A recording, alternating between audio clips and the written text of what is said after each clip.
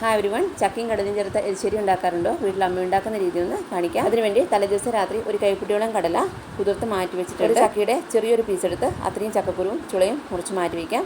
ആദ്യം കഴുകി വൃത്തിയാക്കിയ കടലയും ചക്കക്കുരുവും ഒരു പ്രഷർ കുക്കറിലേക്ക് ഇട്ട് കൊടുക്കാം. ഇതിലേക്ക് ആവശ്യത്തിന് ഉപ്പ്, 1/2 ടീസ്പൂൺ മഞ്ഞൾപ്പൊടി, 1 ടീസ്പൂൺ മുളക് പൊടി ചേർത്ത് പാകത്തിന് വെള്ളമൊഴിച്ച് ഒന്ന് വേവിച്ചെടുക്കാം.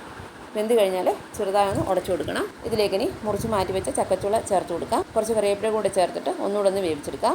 ഇനി ഒരു അരപ്പ് റെഡിയാക്കാം. അതിന് വേണ്ടിയിട്ട് അരമുറി തേങ്ങയുടെ 1/4 ഭാഗത്തോളം കുറച്ച് ജീരകം ചേർത്തിട്ട് നന്നായിട്ടൊന്ന് അരച്ചെടുക്കാം. അധികം ഫൈൻ പേസ്റ്റായിട്ട് അരയേണ്ട. ഇനി കുക്കർ തുറന്ന് തേങ്ങ അരച്ച് ചേർത്ത് കൊടുക്കാം.